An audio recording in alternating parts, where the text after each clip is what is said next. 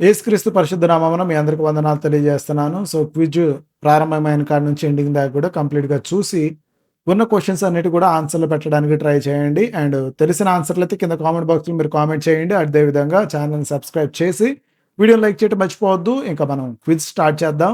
And here is the first question. ఒక జంతువు ప్రభువైన యేసుక్రీస్తుకు ఓ పేరును ఆపాదించింది. అది ఏ జంతువు? ఓ జంతువు ప్రభువైన యేసుక్రీస్తుకు ఓ పేరును ఆపాదించింది. అది ఏది? ఆవు, గొర్రెపిల్ల, ఒంటె, సింహం. సో, ఏది అన్నది కింద కామెంట్ బాక్స్‌లో కామెంట్ చేయండి. అండ్ 10 క్వెషన్‌లన్నిటికి ఆన్సర్ పెట్టడానికి ట్రై చేయండి. గొర్రెపిల్ల is the correct answer. And second, and పొదలో కొమ్ములు తగులుకున్నందు చేత దొరికిన జంతువు ఏది? పొదలో కొమ్ములు తగులుకున్నందు చేత దొరికిన జంతువు ఏది? మేక, ఎద్దు, పొట్టేలు, కుక్క. సో, కరెక్ట్ ఆన్సర్‌ని చెప్పాను కదా! సో, ఉన్న క్వెషన్స్ అన్నిటికి ఆన్సర్ పెట్టడానికి ట్రై చేయండి. అండ్ కరెక్ట్ ఆన్సర్‌ని కింద కామెంట్ బాక్స్‌లో మెన్షన్ చేయండి. అండ్ పొట్టేలు is the correct answer for second question.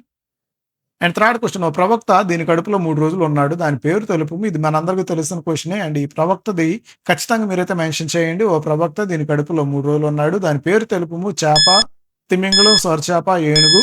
And చేప, తిమింగలం, సొరచేప, ఏనుగు. అండ్ కరెక్ట్ ఆన్సర్ చేప. చేప కడుపులో ఏలియా ప్రవక్త 3 రోజులు ఉన్నట్టు చెప్తా ఉంటారు.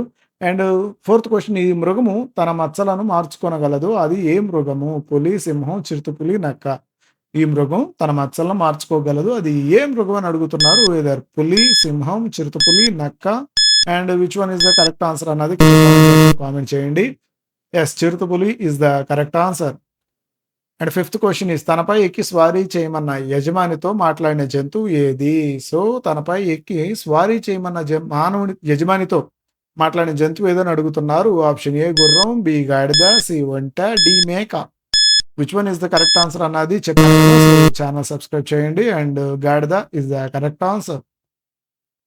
అండ్ సిక్స్త్ క్వెషన్ ఇస్, మృగములలో ఒకటి ఓ బలవంతునికి ఎదురే అతడిపై గర్జించింది. అప్పుడు అతడు దానిని ఒకడు మేకపిల్లను చీల్చినట్టు చీల్చివేసెను. ఆ మృగము పేరు తెలుపుము. సింహం, ఎలుగుబంటి, తోడేలు, చిరుతపులి.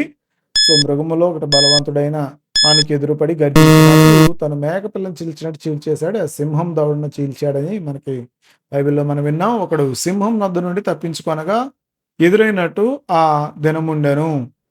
ఒకడు సింహం నద్ద నుండి తప్పించుకొనగా ఎదురైనట్టు ఆ దినముండెను. యెషయా గ్రంథం, హెజ్కేలు గ్రంథం, ఆమోసు గ్రంథం, ప్రకటన గ్రంథం.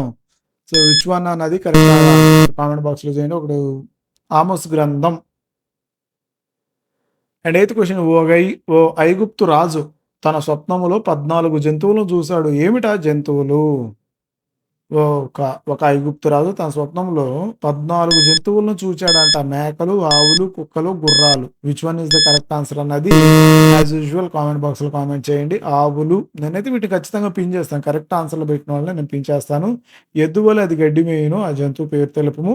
సో, 9వ క్వెషన్ వచ్చేసి ఎద్దు వలె అది గడ్డి మేయును. ఆ జంతువు పేరు అడుగుతున్నారు. గేదె, ఎద్దు, ఒంటె, ఏనుగు. సో, కరెక్ట్ ఆన్సర్‌ని చెప్పాలి. గేదె, ఎద్దు, ఒంటె, ఏనుగు. సో, 9వ క్వెషన్ ఎద్దు is the correct answer. And 10వ క్వెషన్ వచ్చేసి, యెహోవా మందసమందు ఉన్న 5 బంగారపు జంతువులేవి? యెహోవా మందసమనందు ఉన్న 5 బంగారపు జంతువులేవి? పాము మరియు పిల్లలు, పక్షులు మరియు గొర్రెలు, గెలిచిన పుట్టలు మరియు ఎలుకలు, చేపలు మరియు కుక్కలు. విచ్ వన్ ఇస్ ద గెలిచిన పుట్టలు మరియు ఎలుకలు is the correct answer. So, ఒక యూనిక్‌గా మనం అచ్చంగా జంతువుల మీద ట్రై చేసాం కాబట్టి, సో, హోప్ మరికొన్ని వీడియోస్‌తో మళ్ళీ కలుసుకుందాం. Until then